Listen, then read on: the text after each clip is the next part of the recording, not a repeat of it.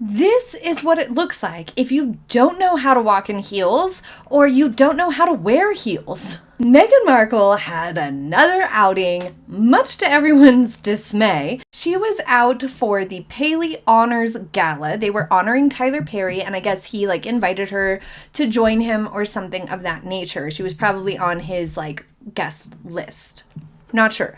But the point is, this clip surfaced of her walking, and it's just atrocious. Okay, so when you're in heels, we already know that Meghan Markle wears heels that are far too big, or just shoes that are far too big for her, and that's part of why she walks strange. Like a dog that has shoes or socks on their feet. That's the type of vibe that she gets because she's wearing shoes that are too big, but she also doesn't know how to walk in heels, as evidenced by this. You never bend your knees forward like this, the way she's doing it here when you're wearing heels. Just don't ever do that because it makes you look amateur. It throws your weight too forward as well, and then you look less graceful.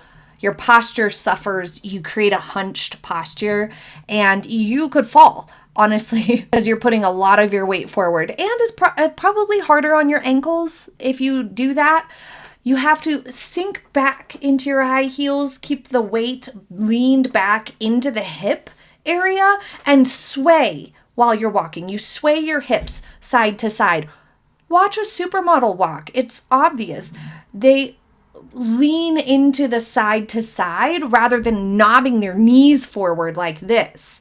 And there's a reason for that, because it looks better and it helps you keep your posture better. And this is just embarrassing for her. Hi everybody, I'm Beebs Kelley. Welcome to another video. Today we are taking a look at Meghan Markle's outing recently.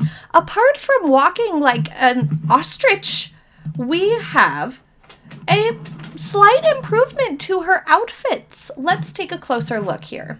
So right off the bat, the first thing that I notice is the jewelry doesn't match. And that's not even I'm looking for something to say. Just the first thing that stands out to me is she did a poor choice of jewelry. The necklace with the gold band bracelet just don't vibe together. They don't go well together. That's unfortunate. She could have opted for a matching set or just skipped the bracelets. Would have been, or the one bracelet. Skip the bracelet would have been better. I will say I like her makeup here. This sort of peach lipstick and the lighter makeup is much better on her. When she wears really dark eye makeup, it makes her eyes look smaller, farther recessed, and more hooded. It almost erases her eyes. So having the less eye makeup in general definitely helps to open things up a little bit, and the less makeup overall does look better. A little bit more fresh and just complements her better. The hairstyle's okay. It still looks a little bit messy, but at the same time, it's much more polished and better than some of the other hairstyles she has executed at events like this where she's going to be photographed, so I think that's great too. And the jewelry itself, I don't dislike the necklace, but it definitely doesn't go with this bracelet. So that's the only problem there. As for the dress, she has a couple things going for her. It is monochrome, so all one color. We don't have anything chunking up the vertical line. That's going to help to create an elongated and slenderized effect to anybody's figure. If you're shorter or you're more petite or you don't have a super well-defined waist or you're feeling like you're not as slim as you would like to be, monochrome looks, all one color and darker colors are going to help with all of that. So that is good. It's not drawing the eye to her waistband the way giant man pants do. It's not accentuating her short torso the way a lot of her other outfits have. It creates a much better look overall for her proportions and just her general body type to go for something monochrome that's going to help to elongate. And obviously she is quite thin, but she does lack the well-defined waist. So those slenderizing tricks that don't draw the eye to the waistband or don't have any sort of, eye-catching thing accentuating the waistline or the short torso is going to help her just look more balanced and polished overall, because we're not going to be highlighting those challenges of a shorter torso and a more square torso or boxy torso. So that all is really, really good.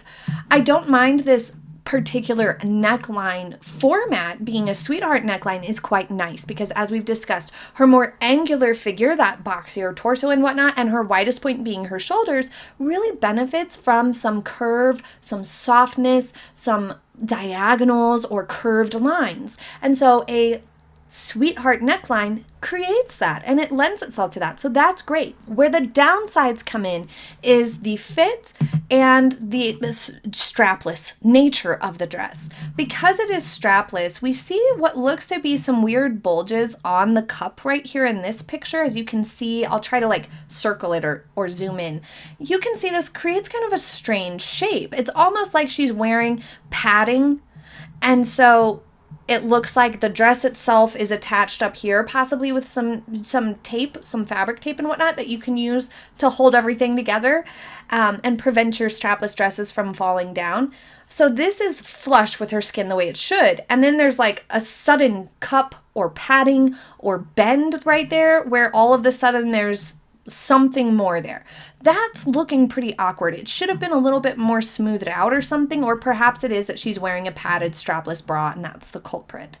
The fit of it across the chest and around the back looks to be a little too tight. And that's a challenge with strapless dresses. They run the risk of looking too tight because they have to be tight to stay up, especially if you don't have enough boob to help hold it up, or your boobs are too big, is going to push it down. So it's kind of a really small, narrow window of what will work best for strapless dresses. You can't have too much bust and you can't have not enough, or else they're going to be falling down, and they can be really tricky. It being so tight that you see what looks like a bulge on a woman who is very thin is just demonstrating a poor fit. I don't know why she is so fixated on strapless dresses. Honestly, with her widest point being her shoulders and struggling to get a good fit across the bust and torso of many of her garments, not just strapless ones, but including strapless ones, means it's time to try a different style. Something with a degree of sleeve would help her a lot. Now, I understand that she's probably finds her arms to be an asset because they are toned and thin.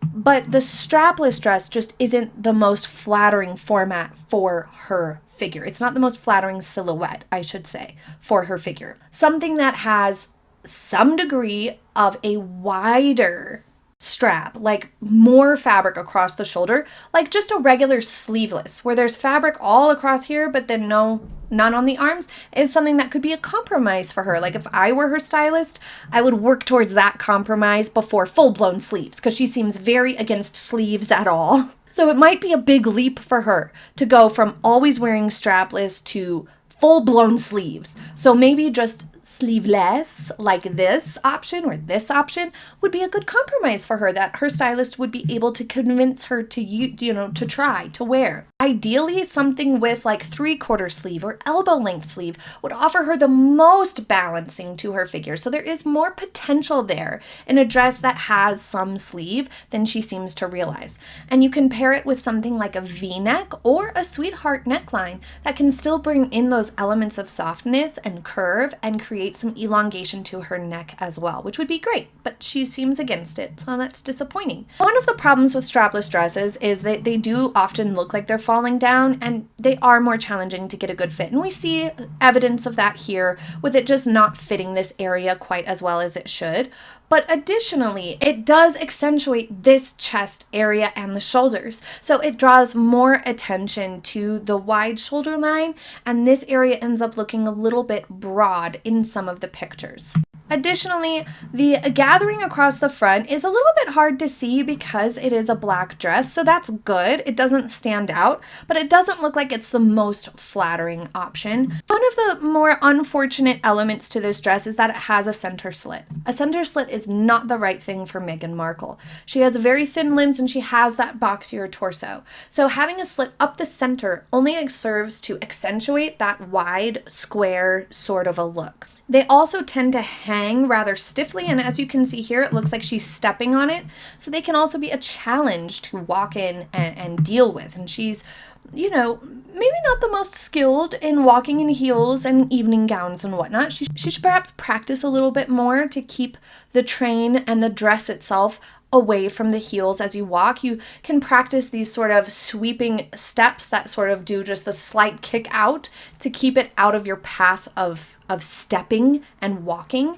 And she's not doing that here. As you can see, she's actually stepping on her dress. And in this shot, it almost looks like her shoes are too small, but then she's walking horribly in them, so that would indicate they might be too big. So I'm not sure what's happening. It could just be that they're a little too tall. She's thrusting her posture forward and thus her weight is forward. So then she's sliding forward in her shoes. There may be a lot of space between her heel and the back of the shoe here. And she's just needs to kick her feet back up into the heel. That's another thing that happens when you keep your weight in your toes the way she is, then you slide forward and your toes shove out of your shoe or into the toe of your shoe. When you keep your weight on your heel, you don't slide around in your high heels. So just, it comes off amateur for somebody who has worn heels a lot. We've seen her in heels for years. So it's very strange to see these sort of amateur mistakes in the outfits. But yeah, the way the fabric just drapes down from the neckline just doesn't look quite right. It almost looks a little too tight in some places, a little bit lumpy in some places, and overall the fabric just looks a little cheap, which doesn't make sense. I am always baffled at how these can just turn out looking so bad when it's objectively a decent attempt. It has positives. I do like the shoes themselves. I would wear high heels like these. The ankle strap is good for her thinner, lankier limbs, and her long feet. Having the toe and ankle strap help to chop that and cut that vertical line and prevent it from looking too long and accentuating the length of her feet and her limbs. So those are positives. A side slit would have been the way to go. It would have offered a little bit of asymmetry, creating that flow and that diagonal bit of curve illusion to help her figure just look more balanced and nice. This center slit just comes off looking awkward on Meghan Markle, and that's just really unfortunate for her. While I like the necklace, I do think in this picture, for example, you can see that there's just a lot of space between where the neckline of the dress is and that necklace. If she had worn a necklace that hung a little bit lower, or perhaps had a pendant or like a drop necklace, something like that would have broken up that space a little bit better and created a little bit more harmony for this upper chest area. But overall, I think just having something with some degree of sleeve would have been the best option here. So overall, we're seeing a few improvements to her general appearance, but still some mistakes that kind of undermine it. It does look like it's falling down just a tad. It could have had a better fit. It could have been more flattering. Generally, just the style doesn't suit her as well as it could. You know, it's the same problem we see with Meghan time and time again. A little bit of self-sabotaging, just not quite getting it right each and every time. We also see, for example, in this walking clip, along with some of these on the red carpet, her posture is just all out of control. A lot of times people think, or, you know, sometimes if you're like on camera, you get a little panicky and you go to the like, you know, thrusting the chest out and the shoulders back really aggressively like she is here. But then her posture is a little too forward, leaning forward a little bit, and then she's kicking her knees out awkwardly, taking very strange looking steps. And that combined with the dress not quite being the right choice for her body type is creating an even more awkward showing here. It's just really unfortunate, and it did have potential to be okay. Just didn't come off okay. At the same time that this happened, Harry was in New York City making comments about how he ignores the press stories or comments about he and Meghan. And I found this ironic because at the same time, he's currently on a butthurt whine-a-thon over online comments and rumors and press at all times. He's always, even if he's saying he doesn't care, he's still acknowledging that he's irritated by it or that he doesn't like it. At the same time, he really needs to choose how he's going to deal with these things and stick with it. Because when he tries to say that he doesn't care about it and he ignores it, that's exactly what his family used to tell him, and he didn't like that answer. And then he, at the same time, is contradicting himself by actually being upset about it still. then nobody can take him seriously and nobody can care about what he says because he's always contradicting himself. He did basically try lamely to shut down the divorce rumors. And I've told you guys this, I do not think they are headed for divorce anytime soon. Professional separation, not the best angle to be having circulate in the media if you don't want people to think what other separation is happening behind closed doors. But it's very clear that Harry and Meghan are super stubborn and very much so think that they are right. And so it would be a very long shot for them to actually divorce at this particular juncture, maybe in a few years, but I don't think it's happening anytime soon. What do you guys think? Back to Meghan's red carpet moment for just a brief second. A lot of commentators I saw were saying that she looked like she was being pushed off the carpet or asked to get pushed along. I do not necessarily think that's true. I think it was just the normal coordinating of things and that Tyler did want a picture together because they do have some degree of a relationship. I mentioned in the Netflix series, which I don't think is up yet, but I have a series coming out in the next few days about the Netflix series that they did and how they kind of manipulated Tyler Perry and took some advantage of him. And he does have a reputation as somebody who is very, very philanthropic, but quietly. And that will make sense to you because you don't hear a ton about Tyler Perry's charitable initiatives. He is very quiet about it. He doesn't get a lot of publicity for it and he doesn't invite publicity for it. Meghan and Harry should take a page from his book. They should follow his example because they know him in real life. They should be doing things more the way he does them, which is quietly going about helping people and contributing to communities and society in a positive way without needing to get a bunch of credit and praise for it. So I do think that he's a good person in that regard. And it does seem like they kind of manipulated him to some extent and maybe took a little bit of advantage of his kindness and generosity. We talk about that in the Netflix series. So if you're not subscribed, be sure that you are so you do not miss it. But in these images here, you can see it is very, very different from what happened when Meg was wearing this horrible beige dress. She's literally being pushed along by somebody and then rejects and very ungracefully stays for more duck-facing pictures. Not the same story here on this event from the videos that I have seen. She stops, she smiles and takes her pictures, and then she moves along to meet up with Tyler, takes pictures with him, and then they leave.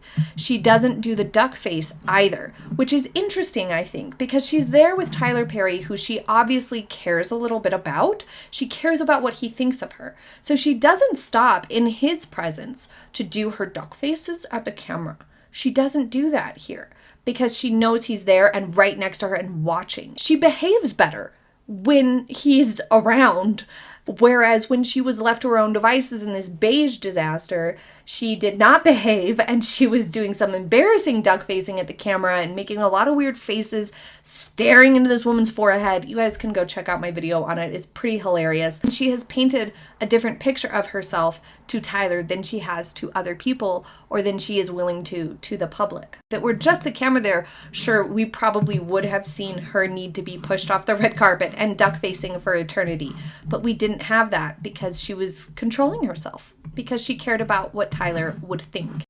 It shows that she is capable of it, and she just simply chooses not to for the royals or for Harry. She chooses not to care about how she comes across to them, but she did care how she came across to Tyler.